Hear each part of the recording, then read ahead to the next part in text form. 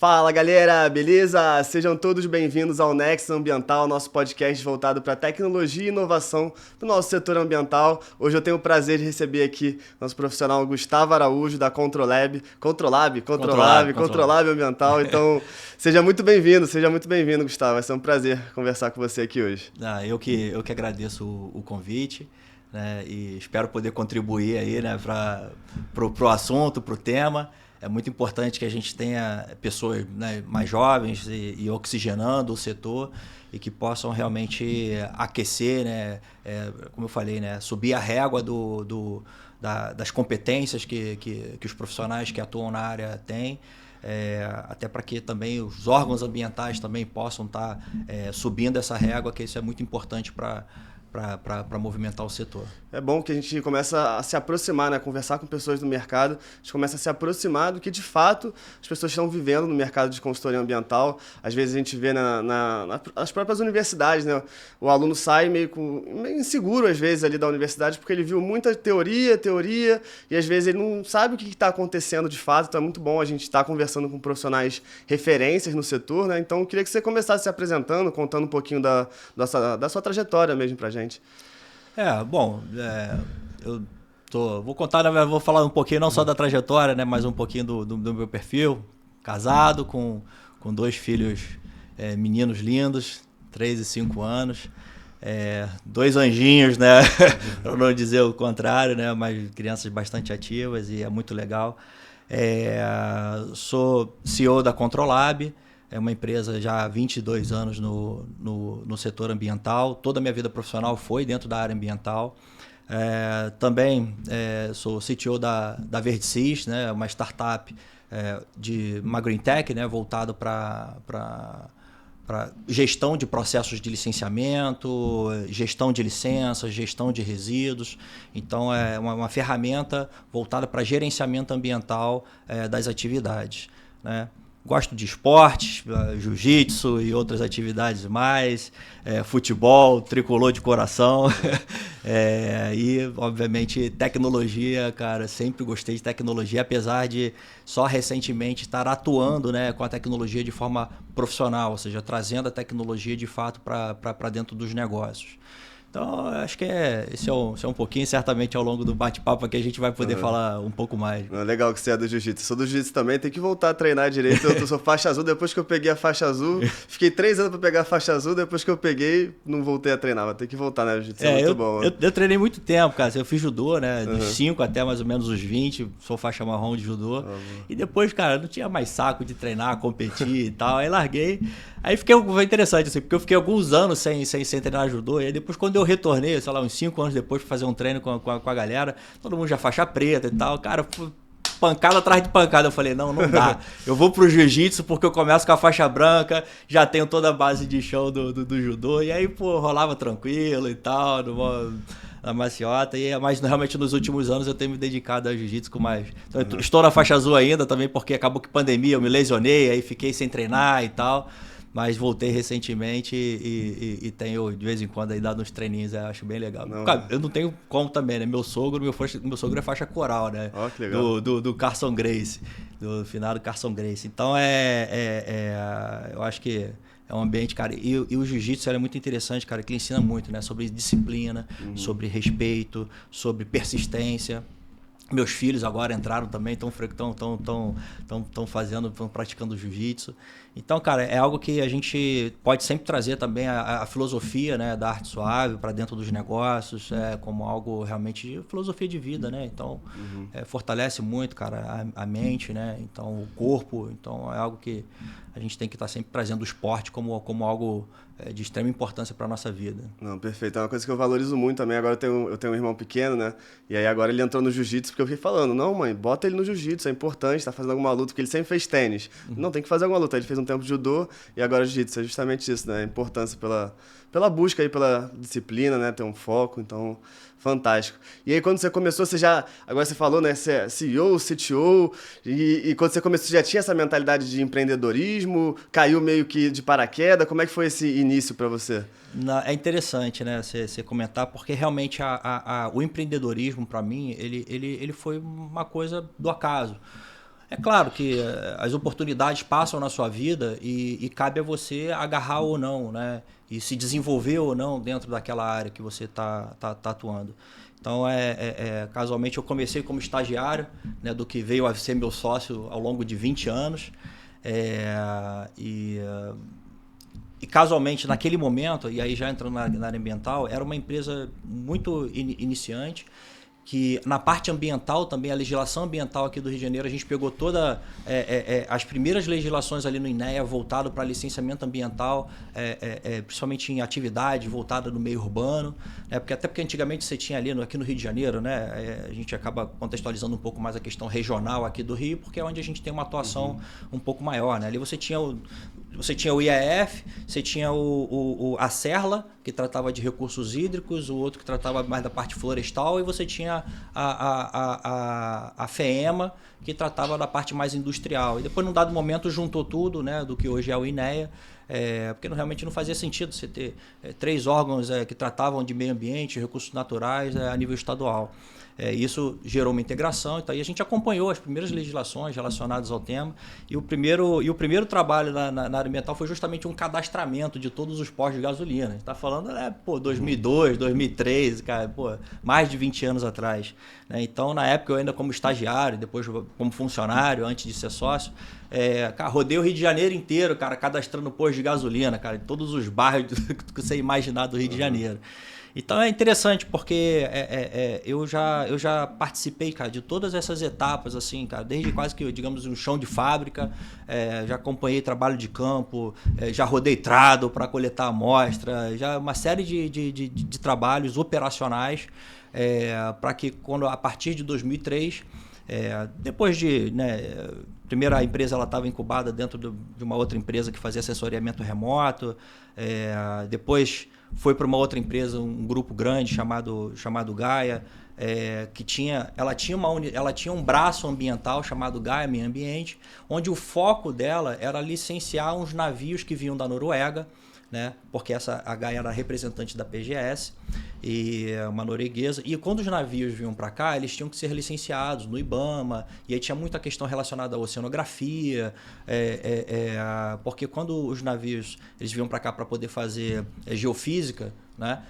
Tem muita coisa relacionada a explosões, então isso interfere em rota de baleia, então tinha muita realmente questão de biologia, oceanografia e tal.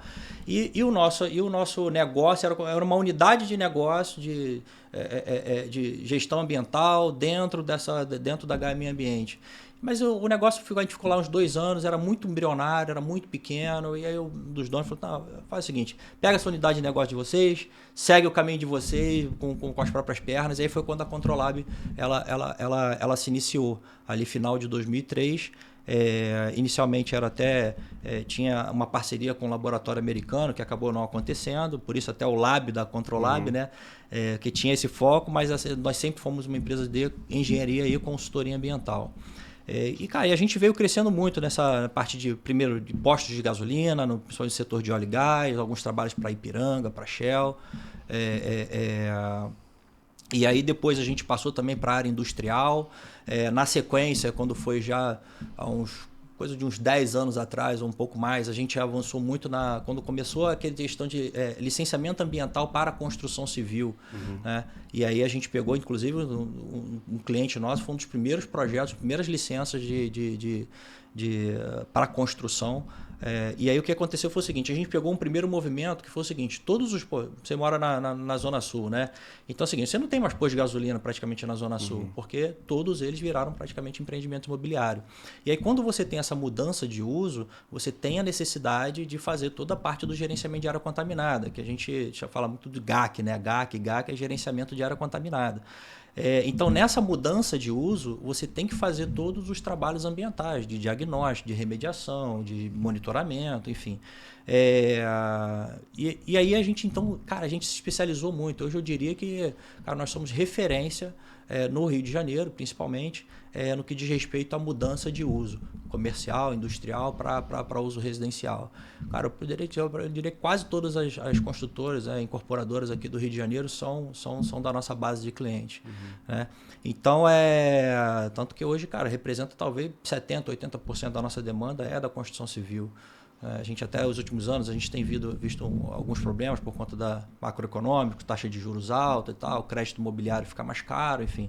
Mas aí são alguns movimentos, diferente da pandemia, que foi o contrário, né? Foi um ano que foi muito produtivo para a gente, porque foi serviço essencial, então continuamos trabalhando normalmente e foi um ano que, cara, bateu recorde de crédito imobiliário, taxa de juros 2%, então muita gente que estava para comprar imóvel, as pessoas têm que ficar dentro de casa, então quem tinha um apartamento de 2 queria ir para o de 3, quem tinha o de 3 queria ir para o de 4, então foram movimentos bastante interessantes que para a gente foi bastante produtivo nesse sentido, né? E a minha outra criança, digamos assim, né, que é a VerdeSys, é uma green tech que a gente abriu agora na pandemia, começamos a desenvolvê-la em 2021, entrou no ar no ano passado, 2023, já está operacional, está funcionando, que a gente entendeu que tinha um gap no mercado de que as empresas que faziam seus licenciamentos ambientais, elas não tinham uma ferramenta adequada. É verdade que assim, hoje você até tem muitas ferramentas para produtividade, né? Que são inclusive gratuitos. Vai pegar um Trello, um Notion e outras coisas mais, mas que muitas das vezes depende de ter alguém que não tem o conhecimento em tecnologia, às vezes entrar ali, fazer toda uma padronização, fazer toda uma personalização e tal, para que aquilo ali de fato seja produtivo para a sua área de atuação. Então, o nosso sistema, cara, por um valor extremamente acessível, te permite fazer toda a gestão dos licenciamentos, gestão das condicionantes, das licenças, controlar prazo, tudo num único local. E a gente certamente vai falar um pouco mais depois disso, mas o grande problema é quando as informações elas estão na cabeça das pessoas ou elas estão em controles que não se comunicam. E às vezes você tem vários empreendimentos, vários projetos, como é na construção civil. Às vezes uma empresa tem dezenas de empreendimentos funcionando ao mesmo tempo, todos eles demandando de controles. Então, se você não tiver, cara, primeiro, toda aquela informação dentro de um único local que seja de domínio da própria empresa, né? Eu gosto muito de falar de repositório de saber, né? Onde você está colocando todas as suas informações ali e você consegue, uma vez que você tem essas informações padronizadas dentro de um mesmo local, com backup, com segurança e tal, você consegue extrair de lá uma série de informações, ou indicadores, ou seja lá o que for, para te permitir tomar as decisões adequadas, né? Então, essa foi um pouquinho da minha origem aí no segmento ambiental. Então, toda a minha vida profissional foi na área ambiental e de uns anos para cá, realmente eu tenho buscado cada vez mais buscar a questão da tecnologia aplicada ao serviço ambiental propriamente dito. Oi, não, é interessante porque você conta toda a sua trajetória e tudo isso vai construindo a sua bagagem para chegar onde você está hoje. E, por exemplo, a criação do software provavelmente veio de uma demanda que você estava vivenciando no seu dia a dia ali, né? Então a gente às vezes quer pensar numa ideia mirabolante, né? O que a gente vai fazer? Vou construir um software. E justamente você estava resolvendo um problema ali que você tinha, né? Como é que era isso? Como é que você fazia a gestão de documentos antes, a gestão de processos? Como é que foi essa ideia e essa virada também para a construção do software, assim? Cara, assim, não tem jeito, né? Muitas das vezes, e é até algo que eu sempre falo, né, para as pessoas que são mais jovens, eu tô com 43 anos, tenho um pouco de bagagem, mas certamente ainda, daqui a pouco vou ter meus cabelos brancos aqui para poder, né, cada vez poder transmitir também um pouco mais de conhecimento para a galera mais jovem, que está vindo com uma outra pegada também, que é uma galera que tá vindo, cara, com tecnologia desde cedo, cara. Você vê meu filho com 3 anos, já entra, já mexe, já faz tudo no telefone. Então, assim, é outra geração, né? Completamente diferente da minha. Pegou internet de escada, enfim. Então, eu também, cara, passei muito perrengue, cara, mexendo com planilha de Excel e outros tipos de controle. E aí passava uma pessoa que estava controlando o licenciamento, daqui a pouco não era ela, daqui a pouco era uma outra pessoa, a informação não foi registrada ali, ou um arquivo que se apagou e você perdeu, né? Então, assim, a questão do sistema era uma dor que eu já tive, né? Não tinha recentemente, porque nos últimos anos realmente eu procurei não me envolver mais com o licenciamento ambiental. Eu tinha algumas parcerias onde a gente trazia para quando havia demanda de licenciamento ambiental, a gente pendurava nessas parcerias. porque o licenciamento ele é um pouco ingrato. Até a gente estava conversando um pouco antes da gente começar. O licenciamento muitas das vezes depende do órgão ambiental, depende do órgão fiscalizador e, cara, não tem aquela velocidade que a iniciativa privada tem, né? Então, às vezes, é a capacitação dos técnicos, às vezes é a falta de estrutura, né? Ou a rotatividade. Às vezes é um técnico que está lá, daqui a pouco o outro técnico passou para um outro concurso, já foi embora, mudou de técnico, aí aquele técnico tem um outro entendimento, o processo volta. Uma coisa que o técnico anterior já tinha aprovado, daqui a pouco caiu em exigência com o novo técnico. E muitas das vezes eu entendo também um pouco do lado deles, porque assim, quando eles assinam um parecer técnico, cara, é o CPF deles. Entendeu? Então, cara, você tem Ministério Público que está cobrando, né, que fica em cima. E quando eles têm alguma coisa que eles têm que apresentar alguma justificativa do Ministério Público ou fazer alguma defesa, cara, eles vão na pessoa física.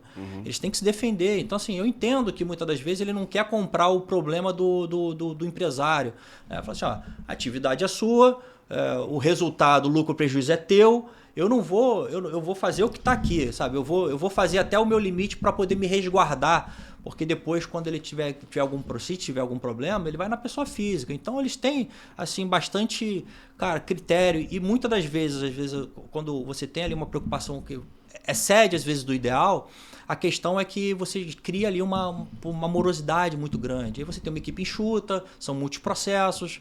É bem verdade que de uns anos para cá os processos eles já foram todos digitalizados, então isso também gera uma velocidade muito grande, não é mais aquela coisa arcaica em papel. Contar uma história curiosa, né? Não vou te entregar aqui, não vou perguntar a tua idade, mas certamente você é mais jovem que eu e talvez não tenha pego essa história. O INEA aqui no Rio de Janeiro, né, que é o órgão ambiental aqui do estadual, ele ficava num prédio ali em São Cristóvão, né? E, curiosamente, né, houve um incêndio nesse prédio e que pegou justamente a área do licenciamento ambiental. Então, olha para você ver, cara, quais são a questão dos riscos, né? No caso da tecnologia, é claro que, sei lá, uma invasão qualquer. Recentemente nós tivemos esse problema a nível mundial, risco, né? De segurança que parou tudo. Pô, lá na empresa, por exemplo, a gente tem uma ferramenta para fazer um acesso remoto, né? Que a gente ficou casualmente, se não me engano, foi numa sexta-feira, numa quinta ou sexta, ficamos ali, só fomos retomar o acesso remoto ao nosso servidor na segunda-feira, ou no domingo, à tarde, alguma coisa assim. Então, claro, a tecnologia a gente também tá sempre sujeito a alguma coisa. Invade a NASA, não vai, enfim. Sim. Então a gente sempre tá sujeito a isso. Mas no caso lá, se você tiver backup, se você tiver outros mecanismos de segurança, te permite trabalhar ali com tranquilidade. No caso lá, cara, teve um incêndio, acabou papel, virou fumaça, entendeu? Acabou os processos de licenciamento que estavam lá, né? Você, empresário, querendo botar sua empresa regularizada, querendo construir uma nova atividade, gerar negócio, né? Crescimento econômico, e ele não conseguiu porque o atraso que houve na época, não vou precisar aqui o nome e tal, mas quem quiser pesquisar aí, o incêndio na sede na época era FEEMA ainda, né, em São Cristóvão. Então, assim, são essas coisas que quando você sai do papel, e essa era uma dor minha, cara, quando você vai empreender, cara, você tem que resolver a dor de alguém, nem que seja a sua própria dor.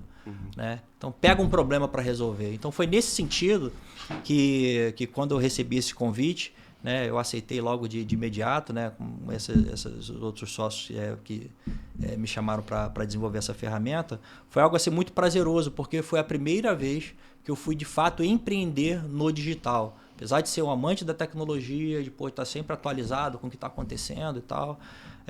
Por exemplo, eu na época, né, quando o MEC abriu primeiro ano de ensino médio, na época, com processamento de dados, eu fiz o meu ensino médio técnico em processamento de dados, né? Então, na época, eu já via Visual Basic e tal, com 17 anos, 18 anos.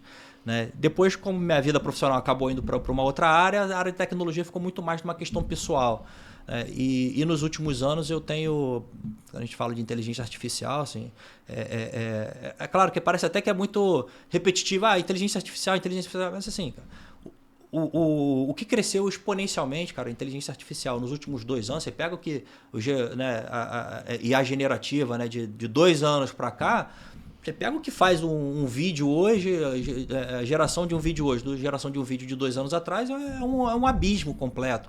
Né? Então a tendência é que ainda você tenha um crescimento exponencial dessas ferramentas, então a gente ainda nem sabe exatamente até aonde essas aplicações de fato vão impactar no nosso dia a dia, né? Porque o crescimento é tão exponencial que quando a gente perceber, que a gente achar que não, isso aqui vai ser bom porque eu vou entrar no chat GPT, vou fazer uma pergunta, ele vai me dar uma resposta, mas quando a gente pensar daqui a 2, 3 anos já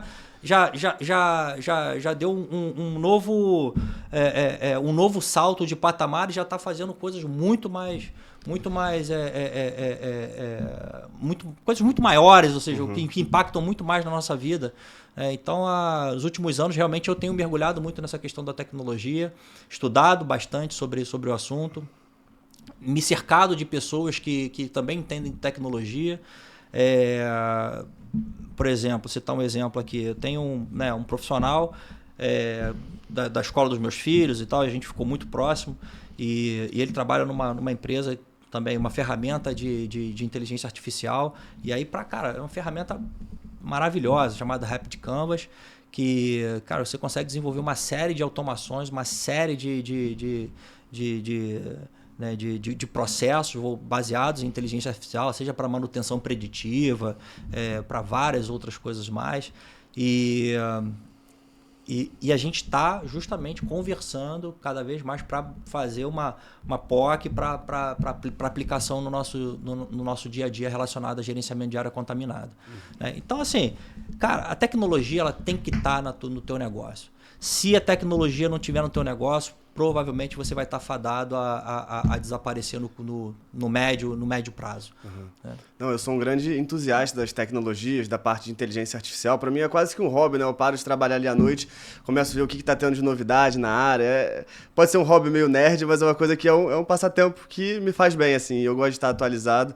Inclusive, a gente tem treinamentos também, a Ambiental Pro tem treinamentos na parte de inteligência artificial. Porque eu vejo que tem muita gente também que vê o copo meio vazio, né? Fica lá, mas a inteligência artificial vai chegar roubando todos os empregos, vamos com calma. Eu concordo que a gente tem que ter calma, tem questões ali jurídicas, de proteção de dados, tem muita coisa envolvida, sim. Só que eu acho que a gente tem que se capacitar para a tecnologia potencializar o profissional e não substituir o profissional, né? Eu até falo, se seu trabalho é um trabalho muito robótico, aí sim, né? Muito operacional, aí você tem que ficar um pouco preocupado sim e começar a se capacitar, mas é se capacitar justamente para usar, né? Você, por exemplo, já é um bom profissional. Como é que você consegue usar a inteligência artificial ou outras tecnologias para se tornar um profissional ainda melhor, né? E eu queria saber como é que você está em relação a isso, qual é a sua visão em relação à inteligência artificial, né? Os próximos anos, se você já usa alguma coisa dentro da empresa, dentro do software?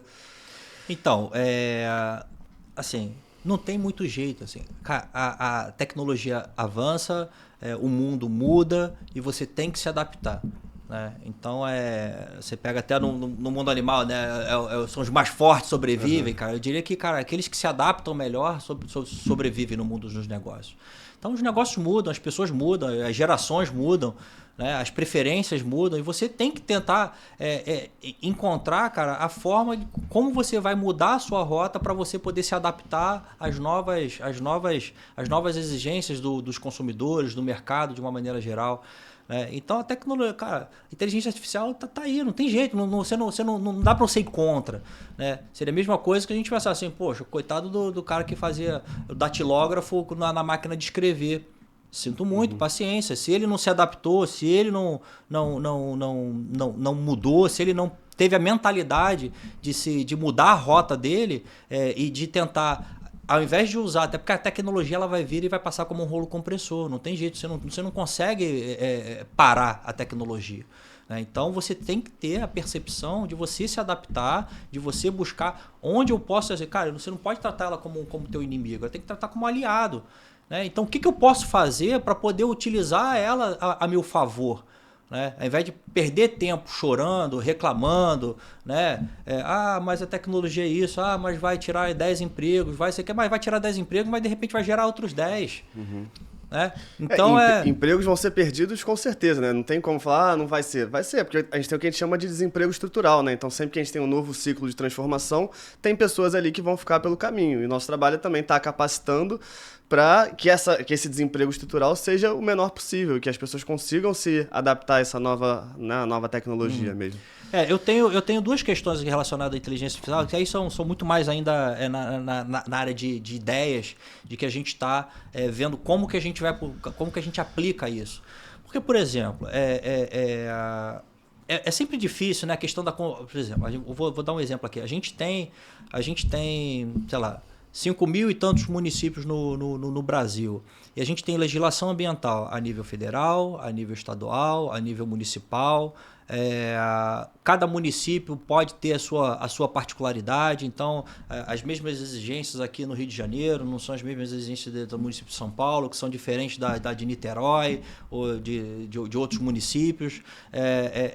No âmbito federal, aí você vai ter, sei lá, ICMBio, você vai ter IBAMA, você tem, sei lá, IFAM. Você tem uma série de órgãos que te fiscalizam ao mesmo tempo e que passam dentro do teu projeto. Principalmente vai falar, por exemplo, empreendimento imobiliário, por exemplo.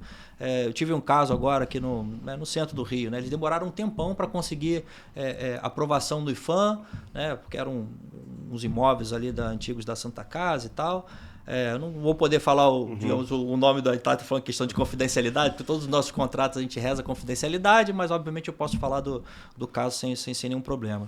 E aí conseguiu aprovar tudo direitinho aquele projeto. Aí o projeto acabou não indo para frente, parou um pouco e tal. Depois agora mudou o projeto porque eles conseguiram, por conta de uma mudança, acho que no plano diretor, alguma coisa assim, aumentar o tamanho do empreendimento que eles poderiam fazer. E aí agora, para eles aumentarem o tamanho do empreendimento, agora o IFAM está criando problema por conta desse aumento do empreendimento. Quando do lado você tem prédios que seriam desse mesmo tamanho, né, acrescido. Então, cara, você vê que tem muita questão ali, assim, que é difícil. A quantidade de leis, cara, ambientais que você tem no Brasil é um manicômio. A gente fala muito de manicômio tributário, né? Pô, de fato é. Mas na área ambiental a gente também tem um manicômio, cara, de legislações ambientais. Cada lugar é um padrão. O relatório, sei lá, estudo de impacto de vizinhança. Num município é um, no outro município é outro. É claro que você tem algumas particularidades regionais ou locais que demandam algum critério, mas a falta, né, de uma lei geral de licenciamento ambiental, isso foi algo que foi... você tem ideia, eu estava pesquisando isso daí. A Lei Geral de Licenciamento Ambiental, cara, ela é de 2004, são 20 anos que a lei não consegue passar no Congresso, não consegue ser aprovada e fica assim. Então, se eu não me engano, em 2021, né, acho que a relatoria, acho que até do Kim Kataguiri, eles conseguiram aprovar na Câmara uma lei geral de licenciamentos ambientais, porque você estabeleceria de cima para baixo um padrão mínimo ali de licenciamento, que facilita muito, porque se você for empreender no lugar A, B ou C, cara, o licenciamento é esse. É claro que eu posso ter, de repente, algum documento ou outro ali muito particular em função da questão da regionalidade, mas você estabelece um padrão, é muito mais fácil para as empresas se planejarem, se programarem, estabelecerem parcerias para executar determinados documentos ou fazer determinados estudos já num determinado padrão. Então, isso é um grande problema que a gente tem no Brasil. E até a questão da Verdecis, justamente como você tem essa dificuldade, se eu não posso atuar do ponto de vista político ou de legislação, né, junto a esses órgãos, né, esses entes públicos, pelo menos eu posso atuar dentro da empresa. Então, a ideia foi justamente gerar uma ferramenta que permitisse a pessoa que está desenvolvendo o licenciamento, ela estabelecer o seu padrão de documentação, de processos. Então, é uma forma da gente poder contribuir com o crescimento econômico, cara. Porque quanto melhor instruídos são os processos, teoricamente, mais fáceis deles serem aprovados. Então, é uma ferramenta que permite esse tipo de situação, né? Então, assim, acho que, cara, você ter uma lei geral de licenciamentos ambientais é fundamental para que você tenha uma padronização e que, nesse sentido, as empresas elas tenham mais Eu não sei, isso é um pouco mais de segurança jurídica, no sentido de que, não, vai vir um gringo. O gringo não entende essas coisas, cara. Chega aqui no Brasil e vai botar dinheiro, tá, mas aí não é o licenciamento aqui é uma coisa, para aprovar ali é outra, aqui é outra. Ele não entende essa burocracia toda, essa confusão toda que a gente vive aqui.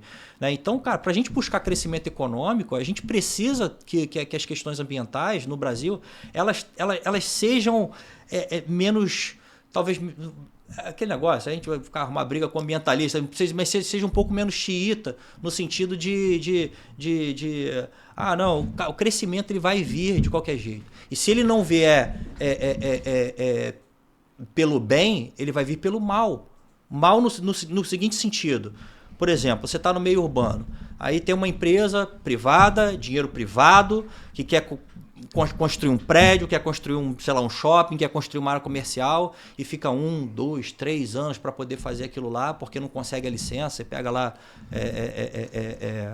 aquela... como é que é o nome daquela usina lá? Monte... Eu esqueci agora o nome. Belo Monte? Belo Monte. Quantos anos? Eu nem sei como é que está a questão do licenciamento lá, mas, cara, foram talvez décadas para conseguir a questão do licenciamento lá. E aí o que acontece? Se você não tem um crescimento urbano ordenado, cara, necessariamente alguém vai ocupar aquele espaço. Você vai ter um processo de favelização, um processo de crescimento desordenado, de ocupações irregulares. E essas ocupações irregulares, elas vão trazer esgoto a céu aberto, vai jogar no rio, vai trazer poluição, né? Vai trazer problemas ali do ponto de vista de segurança pública, de serviços públicos. Então, assim, se você não é facilitar sob a ótica de que não vale tudo, não é isso. Mas uma vez que você tem um padrão e que você consiga seguir esse padrão a nível nacional, é natural que o crescimento econômico também possa ser impactado. Porque as pessoas, elas vão... Quem gosta de empreender vai botar dinheiro sabendo que ele vai conseguir iniciar o empreendimento dele. Né? Então, o impacto no crescimento econômico, cara, ele é muito significativo se a gente tivesse um arcabouço legal que desse mais segurança para quem vai investir. Isso enfim. Eu digo, não seria nem simplificar, né? Mas seria mais descomplicar. Às vezes a gente porque o meio ambiente ele é complexo mesmo, mas eu entendo essa questão de ter uma padronização, ter um roteiro que você vai seguir ali. A gente até criou um software de inteligência artificial há um tempo atrás, que era como se fosse um chat GPT, né? Um especialista, só que ele é treinado especificamente, né? A gente chama de fine tuning, a gente vai fazendo um treinamento específico em legislação ambiental, NBR, diretrizes municipais, então a gente deu tudo para treinamento do modelo. Mas, assim, ainda tem muita coisa para melhorar, porque a legislação ela é muito complexa mesmo, né? Tipo, eu vou dar uns documentos, eu vou treinar um modelo e ele já vai conseguir... Até, assim, às vezes uma mesma cláusula ali, você vai ter interpretações diferentes, vai ter um profissional que com muito tempo de experiência no mercado que vai falar uma coisa, outro que também tem muito tempo de experiência vai falar outra, e acaba entrando nesse debate, né? Nessa questão mais dúbia, assim. Então, foi um problema que a gente foi, né, passando ali. Quando a gente teve a ideia, falou, não, vamos fazer isso, vai ajudar os profissionais. Mas acabou que ainda tem muita coisa a ser desenvolvida porque as questões são bem complexas, né? Então, assim, eu acho que a gente já até sai daqui com alguma possibilidade de parceria, porque e como eu tenho um sistema de gestão de licenciamento ambiental, foram as duas coisas que eu falei que eu acabei falando sobre a questão da legislação e não complementei a questão da inteligência artificial aplicada a essa questão, que é justamente isso, é você ter um consultor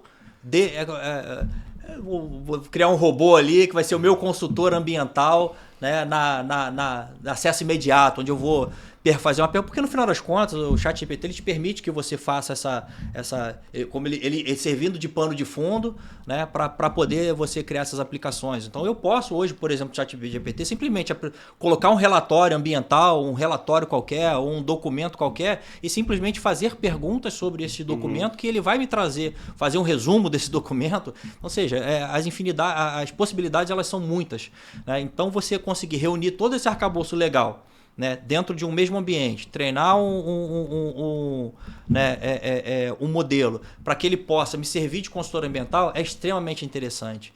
Mas aí você esbarra nessa questão. Você tem licenças municipais, cara, legislações municipais é muita coisa. Se não me engano, eu tinha visto um levantamento aí recente, era alguma coisa, sei lá, 70 mil leis ou alguma coisa do tipo. Como é que você consegue empreender, né, a nível nacional, tendo que conhecer, cara, de todas essas leis, cara, de cada município, de cada estado? É muito complicado, né? Então, por isso que muitas das vezes, quando as grandes empresas elas vão contratar licenciamento, dificilmente ela vai usar uma equipe própria, ela faz uma terceirização local. Ela não vai pegar um consultor, sei lá, de São Paulo para fazer um licenciamento no Rio de Janeiro. Bem, às vezes pode até contratar, mas ele vai procurar um consultor do Rio de Janeiro, ou um consultor de São Paulo local, porque, primeiro, o cara já tem um canal de relacionamento com o órgão ambiental, já conhece as pessoas, já conhece as leis, né, já conhece as normas, o padrão de apresentação, padrão de documento.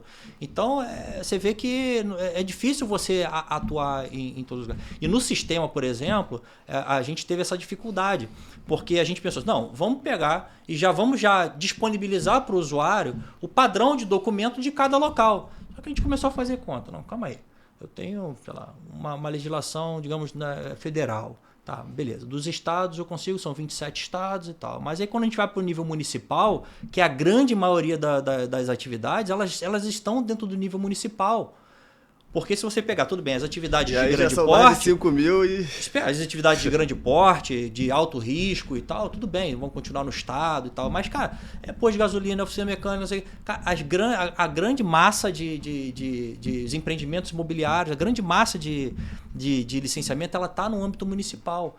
E aí você cai nesse problema, cara. Sei lá, quantos mil municípios hoje no Brasil fazem o seu licenciamento? Nem sei de dizer, né? Então é muito complicado você montar um modelo que tenha essa abrangência tão aberta, né? Então esse é um problema que a gente tem pensado, né? De que forma eu consigo trazer para dentro do meu sistema que uma ferramenta adicional baseada em inteligência artificial que permita a quem vai... Porque utilizar a ferramenta também ter um consultor à mão ali para poder falar sobre legislação e outras coisas. O que eu preciso fazer? E aí você pega os próprios os órgãos ambientais, muitas das vezes, são sites desatualizados, documentos desatualizados, as normas e as leis elas demoram muito para acontecer, né? Então, muitas das vezes, a CETESB ela consegue ser mais célere, ela está um pouco na vanguarda, então a CETESB vai na frente e os outros vão atrás, de uma maneira geral.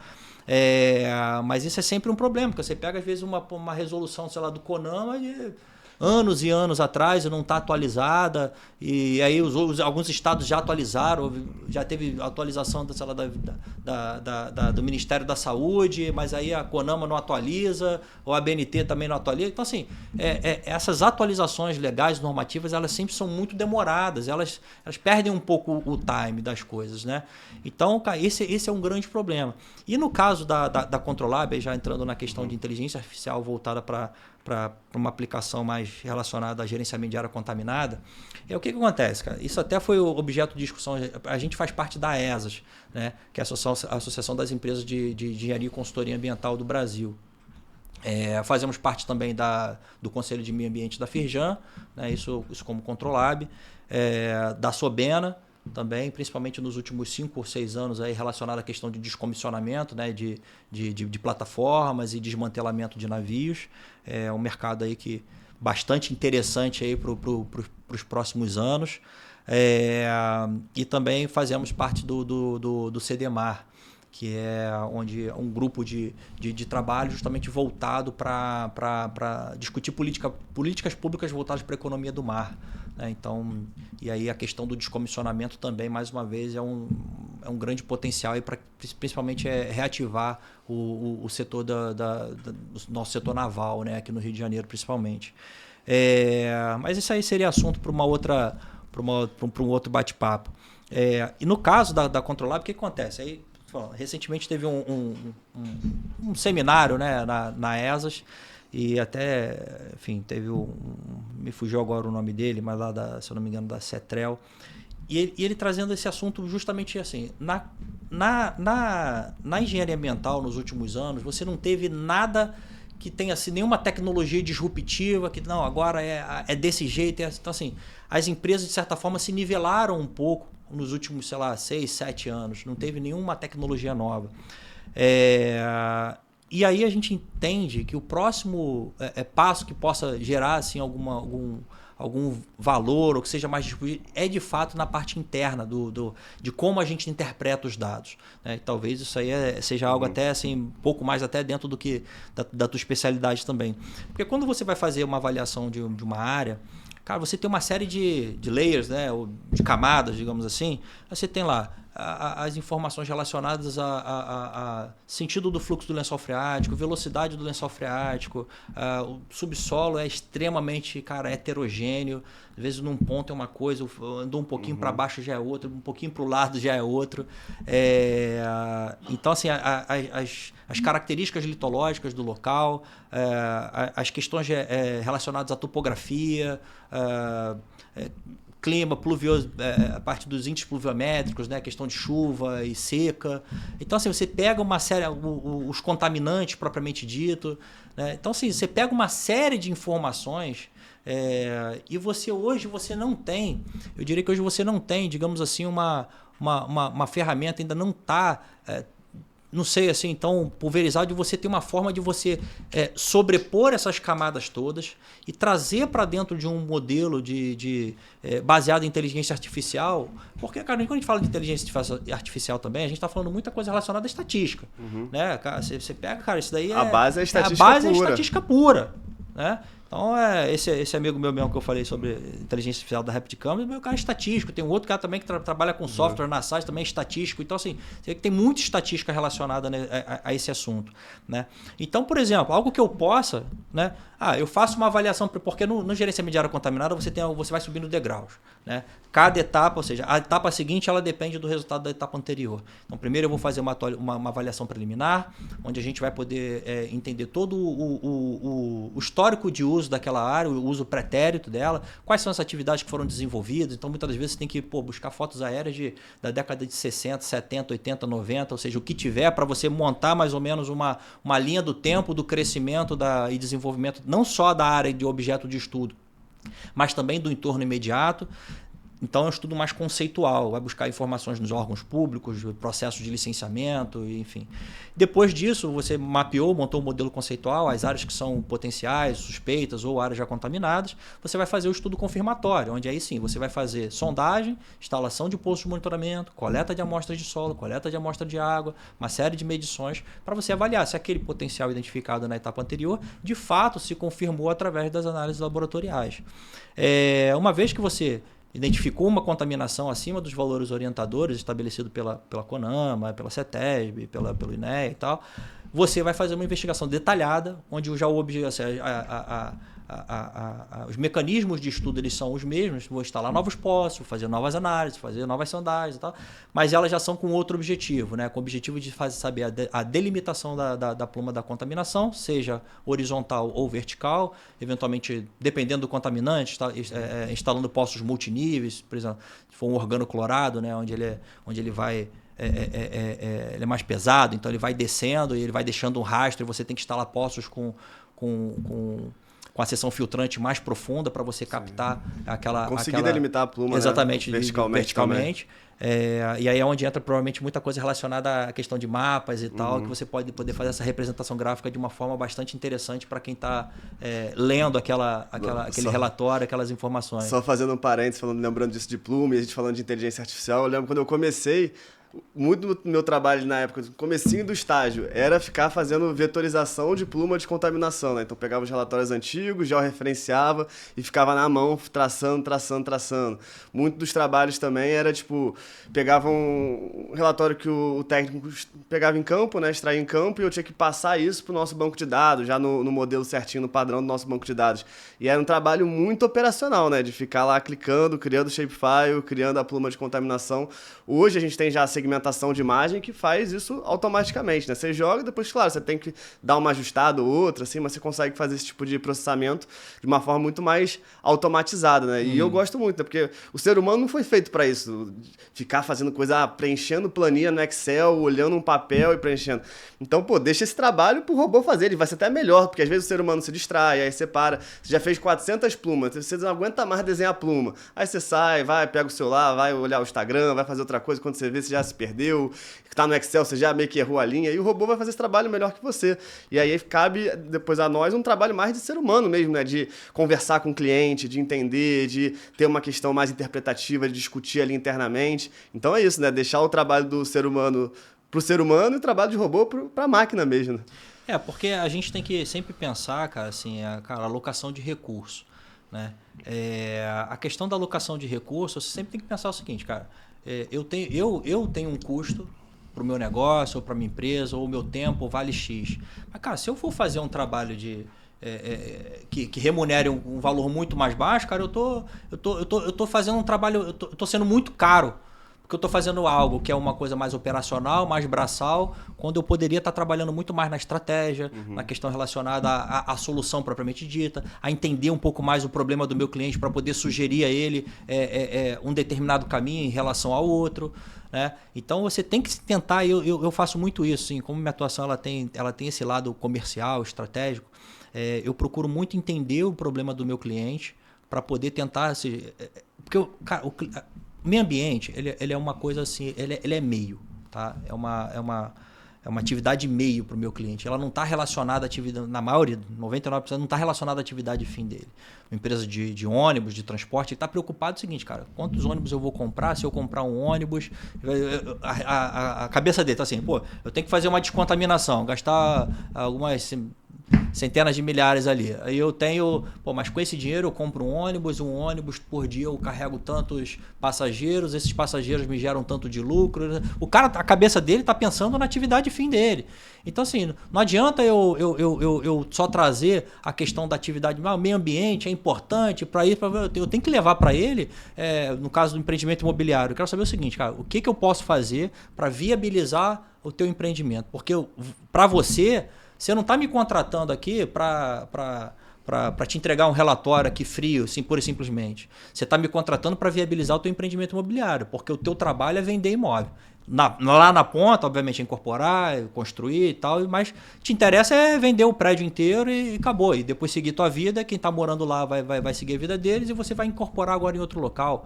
Né? Então, cara, o meu problema, tem muito aquela coisa, né? Não sei se é uma história que já é muito contada há muito tempo, né? Você pega, quando você entende exatamente o problema do teu, ou seja, o objetivo do teu negócio, ou do teu cliente, ou seja, o caminho que você conhece o todo, aí é aquela coisa que pergunta para dois caras que estão construindo um muro, né? Fala assim, o que você está fazendo? Não, eu construo um muro aqui, né? Eu estou botando um tijolo em cima do outro. Por quê? Porque o cara só tem aquela visão limitada da atividade dele, né? E depois, se você pegar um cara que tenha o entendimento da conexão que a atividade dele vai gerar no todo, esse cara ele poderia me dar uma outra resposta. Você, não, o que você está fazendo? Eu estou construindo catedrais. Né? Porque ele sabe que é o seguinte, o trabalho que ele está fazendo é um pedaço para construir um todo. Então, ele se insere dentro do todo. Né?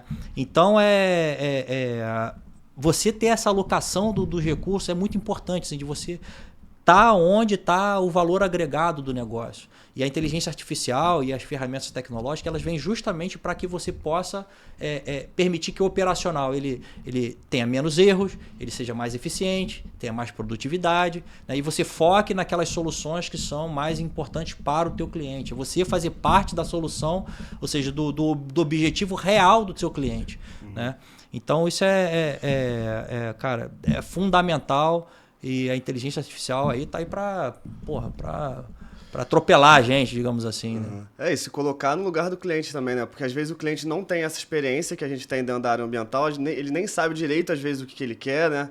Em relação a isso, então se colocar, trazer essa sua visão.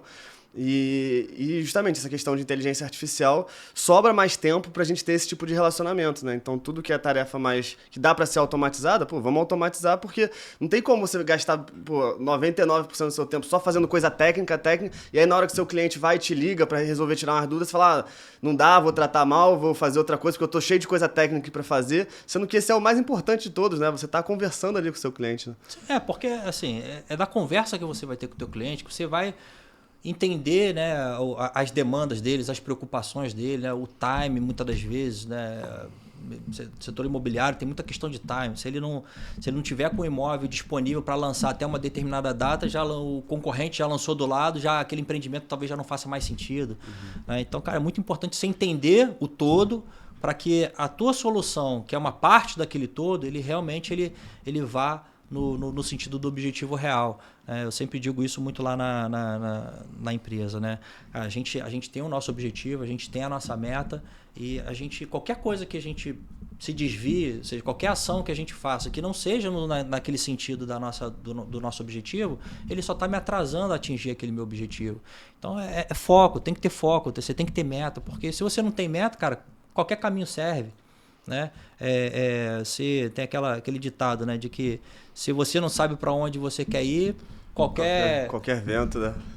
qualquer caminho serve, entendeu? Então é importante você saber aonde você quer chegar, saber o que você está resolvendo para o teu cliente, tá? O que aquela solução ela faz parte do todo, ou seja, onde que aquela solução ela de fato se conecta com o todo dele, para que ele converse para que o cliente ele sinta segurança e fale assim, não, o cara está vindo aqui para resolver meu problema, ele não está vindo aqui para me trazer Cavaleiro do Apocalipse, só vai me trazer notícia ruim, tem contaminação, tem isso. Fala assim, não, o problema é esse, é assim, é assado, o cronograma disso se conecta com aquilo. Então você entender do negócio do teu cliente é muito importante.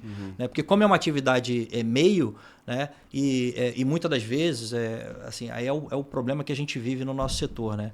A gente percebe que às vezes a gente tem um acréscimo de demanda maior ou menor em função da atuação de fiscalização do órgão ambiental. Se o órgão ambiental é mais rigoroso, cumpre mais a parte de fiscalização, de controle, arrocha um pouco mais, a gente vê que as pessoas se movimentam de uma maneira geral com mais velocidade. Senão as pessoas acomodam um pouco, porque sim, cara, porque o cara quer focar na atividade fim, quer alocar os recursos de forma a crescimento da atividade fim dele, e não numa atividade meio.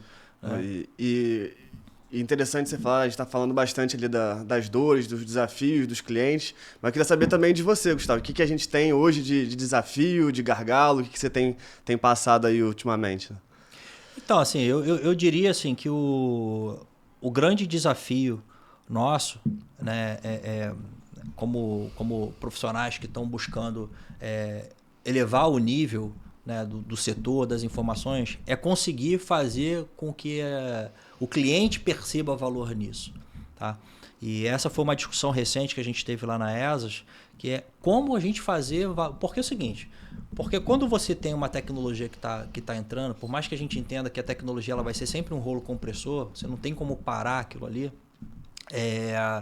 você também sempre tem que buscar qual é o equilíbrio, porque você é empreendedor, você tem concorrência, né? Nem sempre teu concorrente ele vai estar querendo oferecer a melhor solução ou a solução mais tecnológica e tal, e muitas das vezes isso tem o seu preço.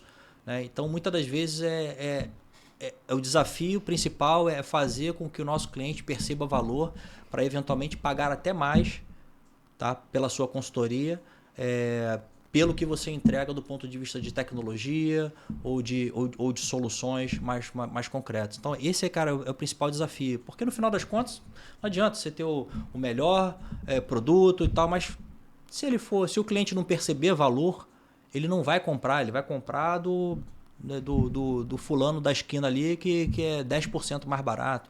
Né? Então, a gente fala muito de licitação pública, a gente presta serviço, por exemplo, para a Petrobras, temos alguns contratos com eles em andamento, por exemplo, na parte de monitoramento, na região lá de Macaé.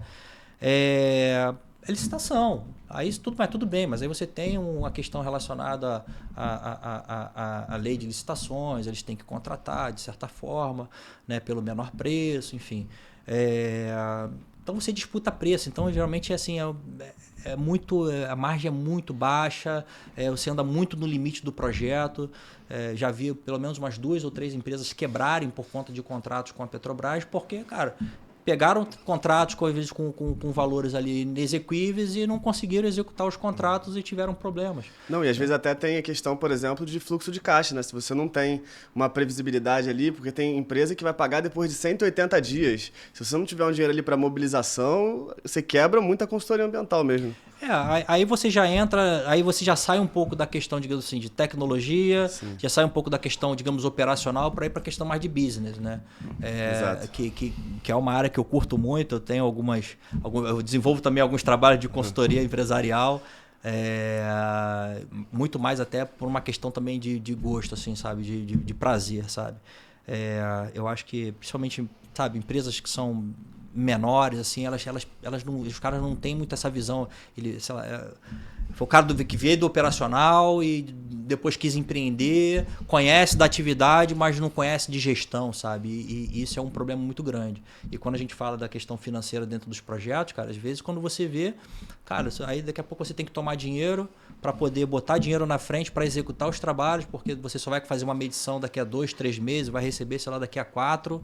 Então, se você não tiver oxigênio para captar recurso com, né, recurso barato ou ter recurso para aportar, né, muitas das vezes esse custo financeiro do projeto ele pode acabar com grande parte da sua margem. E quando chegar lá no final, pô, não deu lucro, não deu nada, por quê? Porque muitas das vezes isso foi ignorado no processo de montagem, de precificação e coisas do tipo. Aí a gente já está entrando muito mais na questão mais relacionada à gestão, né? E isso obviamente é um problema, porque, mais uma vez, as pessoas focam muito no técnico, focam muito no operacional e esquecem da questão estratégica, esquecem da questão da tática, né?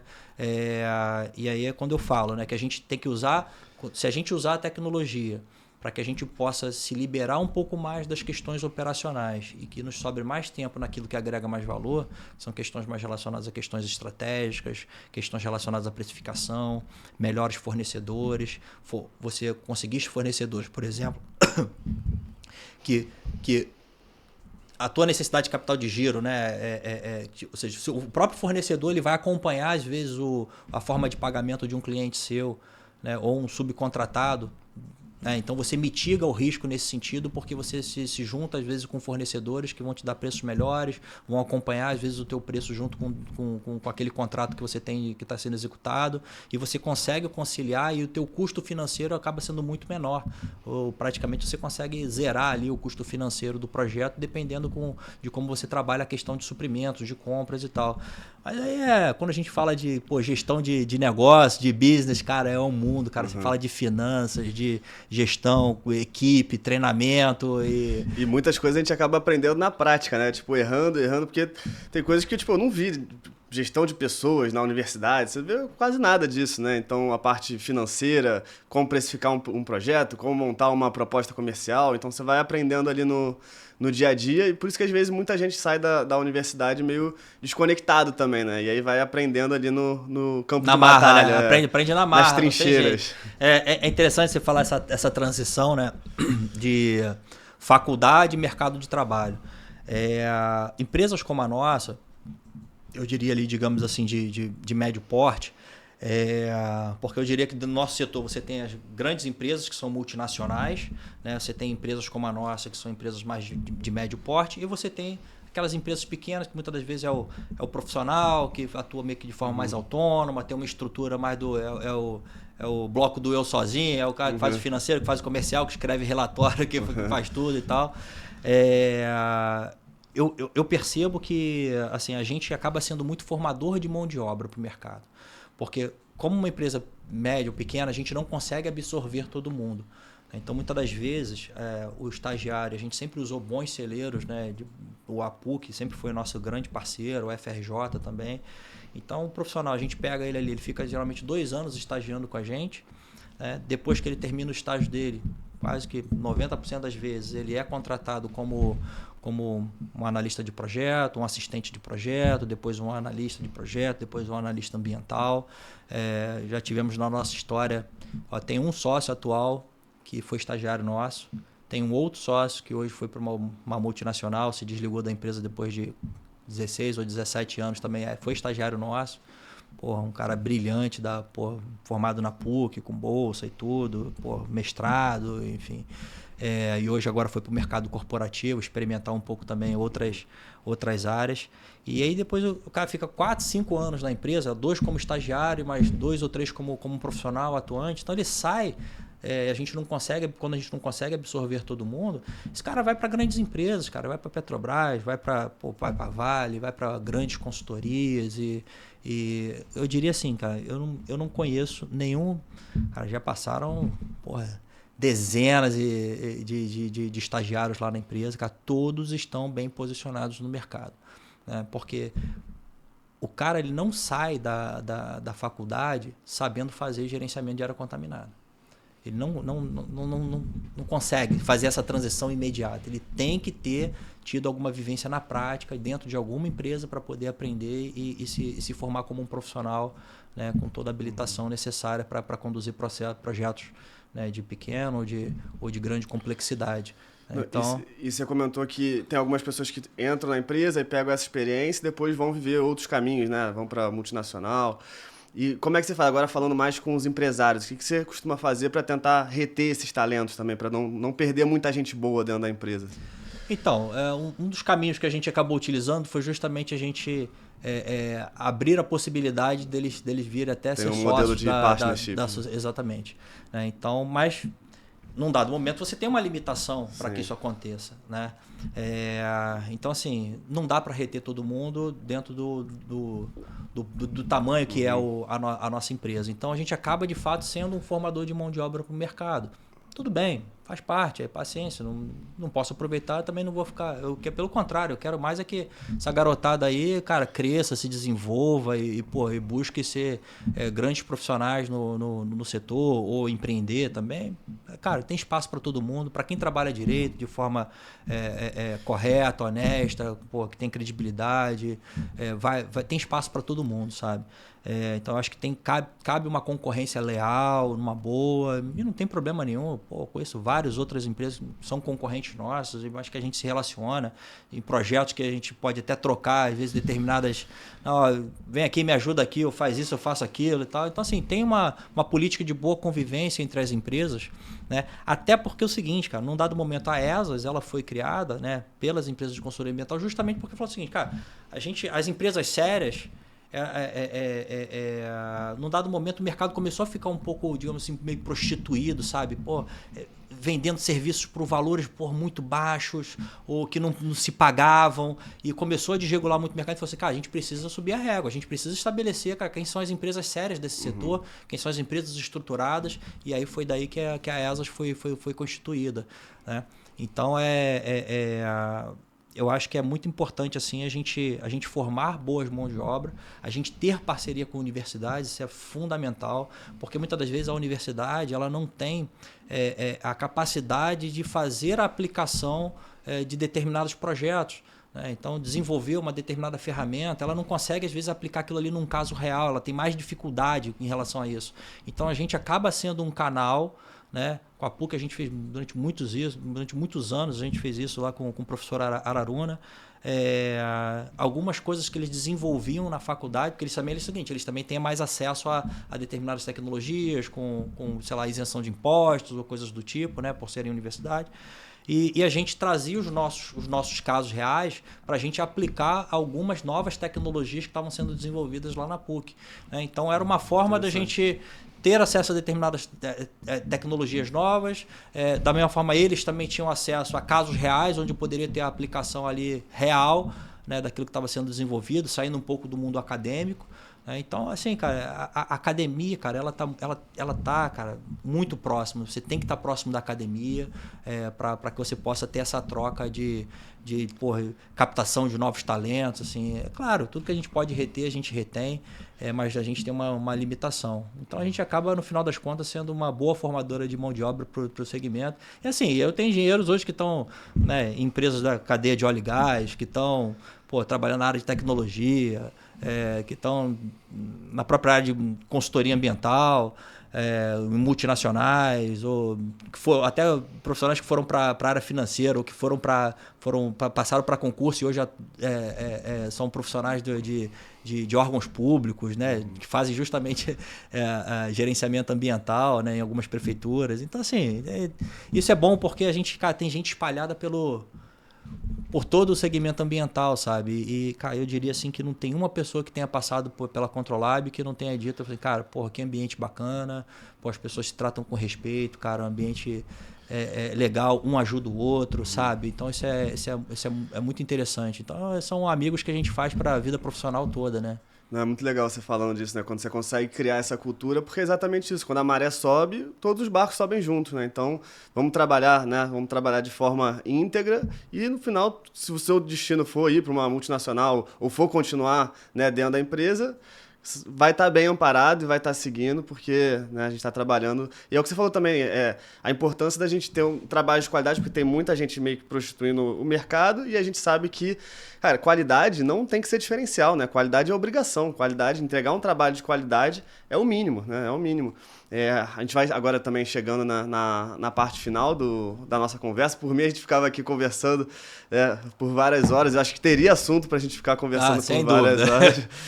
Mas eu queria agradecer também nosso braço de consultoria. A Ambiental Pro tem um braço de consultoria voltado para tecnologia e inovação no setor ambiental, que a gente trabalha desde a parte de WebGIS, gerenciamento de banco de dados, e é uma necessidade que a gente vê em muitas consultorias de ter um suporte tecnológico, assim. Então a gente, além dos treinamentos, agora a gente criou esse braço de consultoria, e agradecer porque é o patrocinador desse podcast. Vamos trazer bastante assunto aqui de tecnologia e inovação.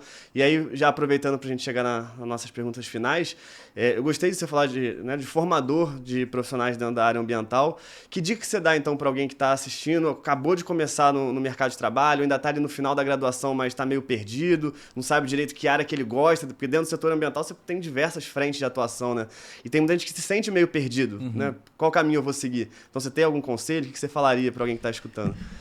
Eu acho que é o seguinte, primeiro, cada um tem que saber identificar dentro de si se o perfil, né? Se eu tenho um perfil mais empreendedor ou se eu tenho um perfil para trabalhar na área mais corporativa, né? E experimentar, sabe? Não ter medo de experimentar.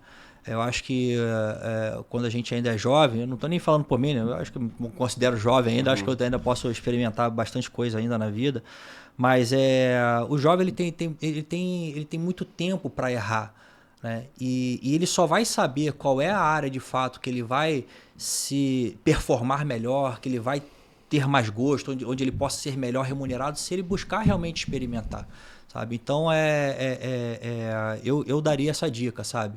Pô, vai buscar estágio remunerado ou não remunerado, não fica muito preocupado com, não, mas eu não vou fazer isso que eu não gosto muito. Eu acho que o jovem, cara, no início da vida profissional, ele tem que ralar mesmo, sabe? Ele tem que trabalhar, tem que experimentar um pouco disso, um pouco daquilo. Eu não gosto muito, mas eu não gosto muito, mas eu nunca trabalhei. Então, assim, vai lá, então, trabalha com aquilo que você não gosta para realmente você se certificar se aquilo vai ser do teu interesse para você se desenvolver ali ou não. Porque muitas vezes você tem um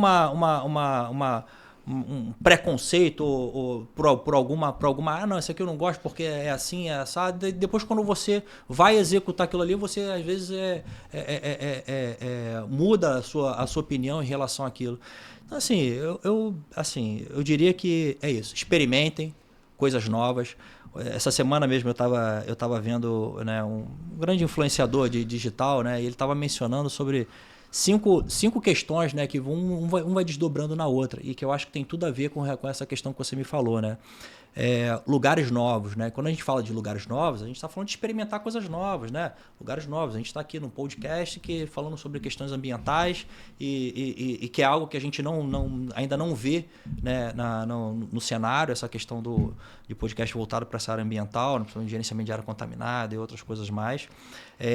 Então, assim, lugares novos te conectam com pessoas novas te conectam com assuntos novos. Assuntos novos te conectam com ações novas te trazem novos resultados. Então, assim, eu diria que você tem essa questão. Então, assim, hoje a pessoa está começando agora, cara, estou num local, vou buscar um relacionamento numa determinada empresa, ou vou estar num determinado seminário, ou um congresso. Experimentem, tá? Porque são novos lugares que vão, no final, lá na ponta, que vão te levar a novos resultados, né? Então, acho que essa fica aí a dica que eu poderia dar para quem está começando a vida profissional agora. Não, perfeito. Eu não poderia concordar mais, né? Porque às vezes a gente fica pensando, que ideia que eu vou ter, que ação que eu vou tomar. Só que, cara, dá alguns passos atrás. Primeiro pensa no ambiente que você está inserido, porque depois essas coisas vão vir, né? Tem até um exemplo legal que eu escutei também, por exemplo, você quer mudar um hábito. Você quer mudar um hábito seu, falar, vou começar a correr agora. Então, comprei um tênis novo, vou começar a correr todo dia, 6 da manhã, vou começar. Aí você vai lá no primeiro dia, motivado, beleza, pô, corri, consegui. Aí no segundo dia, já tá meio nublado, já fica meio com preguiça, no terceiro dia você não vai mais. Por quê? Você está tomando ação ali direta. Só que se você tivesse inserido no ambiente de várias pessoas correndo juntas, todo mundo se incentivando, né, todo mundo vivendo aquilo, é muito mais fácil você continuar. É uma analogia de uma outra área, mas é isso. Se você não sabe para qual caminho você vai seguir, cara, vai experimentando, né, vai fazendo parte desses ambientes, vai se conectando, vai tendo essa troca, porque aí, né, a vida vai te levar para o caminho que você tem que ir, e é importante você ter essa clareza, né? Exatamente o que você falou. Você tem que ter uma noção ali. Você quer mais empreender, você quer mais trabalhar no mercado corporativo, tem um pouco dessa clareza que pode mudar também, né? Você pode pensar que você quer trabalhar numa empresa formal CLT, quando você vê você está empreendendo, você começou a amar isso também, né? Então, mas ter uma clareza, um propósito e se inserir nesse ambiente, né? Então, acho que isso é uma reflexão fundamental para a gente ter nesse final de podcast. Né? Eu acho que a gente realmente... o ambiente onde a gente está, ele é fundamental para a gente poder se desenvolver. Então, cara, se você quer ser uma pessoa bem-sucedida, você tem que andar com pessoas que são bem-sucedidas. Né? Diz aquela história que você é a média dos teus 3 a 5, sei lá, amigos mais próximos ou pessoas mais próximas que você se relaciona. Porque realmente, assim, se você, cara, tá com pessoas que não querem se desenvolver, não querem nada com a vida e tal, e se você ficar naquele ambiente, provavelmente você vai ser puxado para aquela média que você tá ali. Agora, se você tá num ambiente de pessoas mais bem-sucedidas, de alta performance e tal, você já começa a pensar assim, pô, cara, eu preciso crescer, você começa... E aí a gente volta pro jiu-jitsu. Né? Vou trazer aqui uma questão do jiu-jitsu, a questão que é interessante. Quando você sempre tem aqueles colegas de treino que você, de certa forma, rivaliza ali com mais frequência e tal. E é sempre assim, um puxa o outro para cima. Né? Então, você está num ambiente onde você tem essa busca por crescimento contínuo é sempre importante. Porque num treino, você está pegando o cara naquela posição. Sempre. 1, 2, 3, depois você já não pega mais. Porque o cara já entendeu... E aí daqui a pouco ele que tá pegando você, tá te finalizando, tá aqui, ali, tá? Daqui a pouco você cresce mais.